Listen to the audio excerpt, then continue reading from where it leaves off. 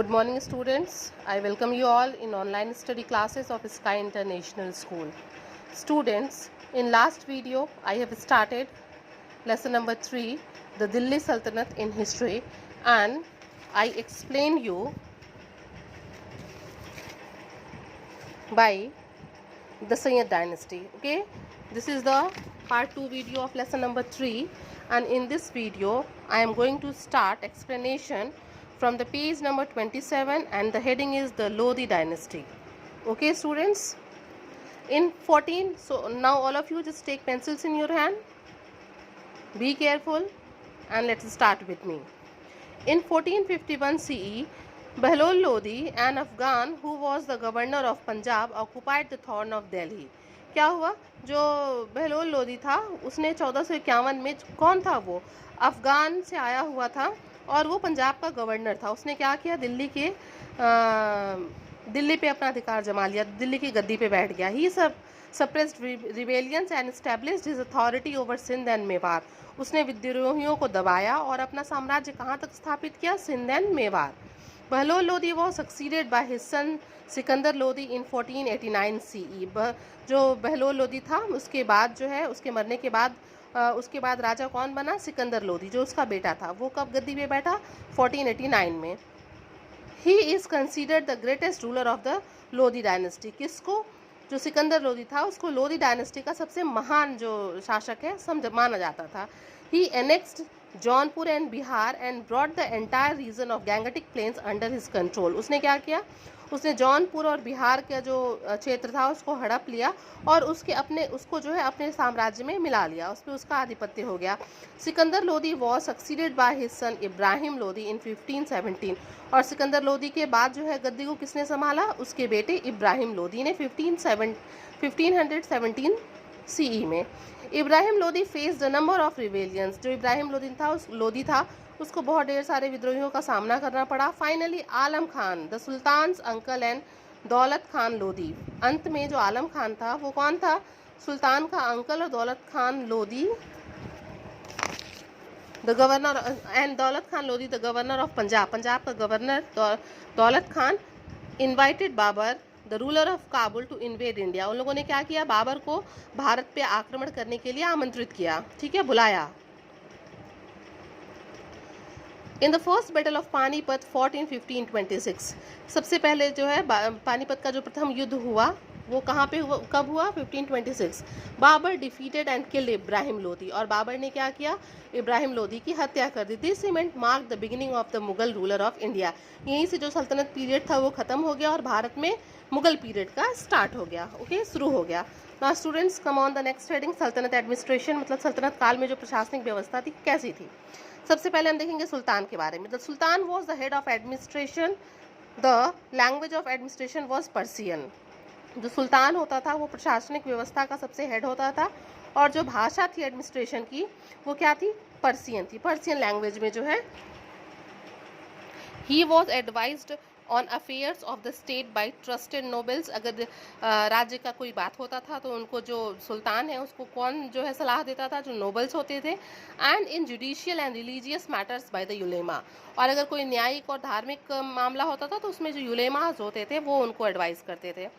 He derives power by introducing the divine right of kingship, according to which the ruler is the representative of God on earth. क्या मानना था? उन्होंने यही जो है divine of right of kingship को जो है इंट्रोड्यूस किया, जिसमें क्या मानना था? जो किंग होता था वो अपने आप को जो है एज अ गॉड समझता था.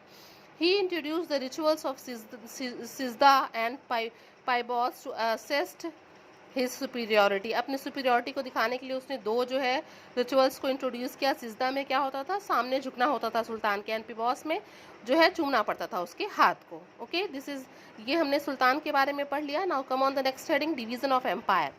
The Sultanat was divided into iqtas और provinces under the charge of muftis और वलीज. क्या होता था? पूरे सल्तनत को इक्तास और प्रोविंसेस में डिवाइड कर दिया था. जो इक्तास होता था उसको कौन, उसका इंचार्ज कौन होता था? मुफ्तीज. एंड प्रोविंसेस का walis. The iqtas was divided into shiqs which were placed under shiqdars. अब इस इक्तास को भी हम कई पार्ट्स में डिवाइड करते थे शिक्स में, और उसको कौन देखता था? शिकदार्स देखते थे. Okay, now come on the next point. The shiqs were sub divided into parganas and place under amils. फिर शिख्स को हम डिवाइड करते थे परगनाज में और उसको कौन देखता था? Amils. A pargana consisted of a number of villages, और एक परगना में कई विलेज होते थे, ठीक है। द विलेज हेडमैन और मुकद्दम हेडेड द विलेज, जो विलेज हेडमैन होता था या मुकद्दम वो गांव को जो है मतलब हेड होता था। The Patwari kept the land records and the Munsif supervise the collection of the land revenue. जो पटवारी होता था वो भूमि के जो रिकॉर्ड्स को रखता था, और जो मुंसफ होता था वो सुपरवाइज करता था, जितने भी लैंड रिवेन्यू कलेक्शन वगैरह है उस सबको देखता था। Now come on the next heading, department of administration. The king ruled with the help of ministers who were in charge of various department. जो शासक होता था, जो राजा होता था, वो कई मिनिस्टर्स के हेल्प से जो है अपने शासन व्यवस्था को चलाता था। द वजीर हेडेड द दीवाने विजारत। He looked after the income, expenditure, collection of revenue and overall financial matters। जो वजीर होता था वो कौन होता था? वजीर जो है वो सारे जो भी इनकम है, एक्सपेंडिचर है, जो कर इकट्ठे किए जाते हैं, सारे फाइनेंशियल मैटर्स को देखता था। The Arize Mumalik along with his deputies looked after the army and military। ये जो अरीजे मुमल्लिक होते थे वो अपने डिप्यूटीज के साथ मिलकर आर्मीज और मिलिट्रीज को देखते थे, ठीक है। The chief sadar or the chief qazi looked after all charities and headed the department of justice। जो चीफ सदर होते थे या चीफ काजी होते थे वो सारे चैरिटीज़ को देखते थे और जो भी न्यायिक व्यवस्था थी उसको जो है वो देखते थे। Now come on the next heading, agrarian condition. कृषि की क्या व्यवस्था थी? The iqta system was the most important administrative and agrarian measure introduced by the Turks in India. जो एकता सिस्टम था ये बहुत ही इम्पोर्टेंट प्रशासनिक भी और कृषि की भी जो एक मानक था जिसको टर्क्स ने जो है इंडिया में इंट्रोड्यूस किया था। इट ग्रेजुअली बिकेम हेरिडिटरी, धीरे धीरे क्या हो गया? अनुवांशिक हो गया। Bigger iqtas were held by those who were in charge of higher departments while the small holders were individual soldiers with no administrative responsibilities. हाँ सही बात है, जो छोटे इक्तास हुआ करते थे उनके पास कोई भी जो है वो सोल्जर्स की तरह काम करते थे, उनके पास कोई भी प्रशासनिक जिम्मेदारी नहीं थी। इन एडिशन द दिल्ली सल्तनत imposed various taxes upon the peasant. क्या हुआ? दिल्ली इसलिए यही कारण हुआ कि दिल्ली सल्तनत ने जो है जो व्यवसायी थे उन पे बहुत ढेर सारा कर लगाया। There were kharaj, land tax, ghari, house tax and charai, cattle tax. ये जो है टैक्स थे, अलग अलग टैक्स पीजेंट्स पे लगाए गए थे, उसके ये अलग अलग नाम दिए हुए हैं। The rate of revenue was high, जो दर था रिवेन्यू का वो बहुत ही हाई था। Peasants sometimes give as much as half of the total produce in tax. कभी कभी तो जो व्यवसाय होता था वो जितना भी उसके पास फसल या जो कुछ भी जिसका वो टैक्स दे रहा है, कभी कभी तो उसको हाफ तक देना पड़ता था। During Alauddin Khilji's region the revenue was based on the actual measurement of land. Alauddin Khilji के कार्य में जो कर देना होता था पीजेंट्स को, वो अपने जो उनके पास जो लैंड है उसके एक्चुअल मेजरमेंट के अकॉर्डिंग देना होता था। Well during Ghiyasuddin Tughlaq reign it was based on crop sharing, जबकि गयासुद्दीन तुगलक के शासनकाल में ये क्रॉप शेयरिंग पे डिपेंड करता था। Corrupt revenue officers often harassed peasant, जो करप्ट थे, जो भ्रष्टाचारी रेवेन्यू ऑफिसर थे जो कर को लेते थे, वो बहुत बार जो है पीजेंट्स को परेशान भी करते थे। Now come on the page number 29 and the last heading, downfall of Sultanate. The following are some factors that may have hastened the end of Sultanate rules. अब आते हैं नीचे कुछ पॉइंट्स दिए गए हैं जो कारण बने सल्तनत एडमिनिस्ट्रेशन के क्या होने का, फॉल होने का। Many rulers like Nasiruddin Mohammad and Firoz Tughlaq were not strong. जो नसीरुद्दीन मोहम्मद थे, फिरोज तुगलक थे, ये बहुत ही ताकतवर शासक नहीं थे। They had corrupt and opportunist nobles who manipulate them and made them unpopular. क्या थे ये?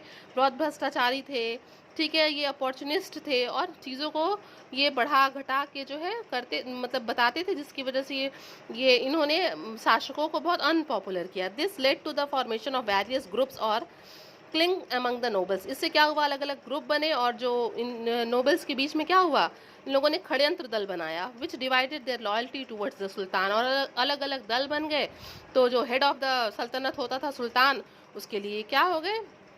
मतलब बेईमान हो गए, लॉयल्टी इनकी ख़त्म हो गई, अपनी लॉयल्टी को इन लोगों ने बांट दिया। The iqta system help to decentralize the power of the king. Iqta system की वजह से जो किंग का पावर था वो डिसेंट्रलाइज हो गया, अलग अलग हो गया। The king dependence on the nobles increased as they provided him with the army contingents. Okay students, on various occasions weak empires became the target of attack launched by foreign invaders such as Mongols. हाँ, जब पता चल गया foreigners को कि ये जो फला साम्राज्य है ये कमज़ोर है, तो उन लोगों ने उस पर अटैक कर दिया और उस पर जो है अपना आधिपत्य जमा लिया।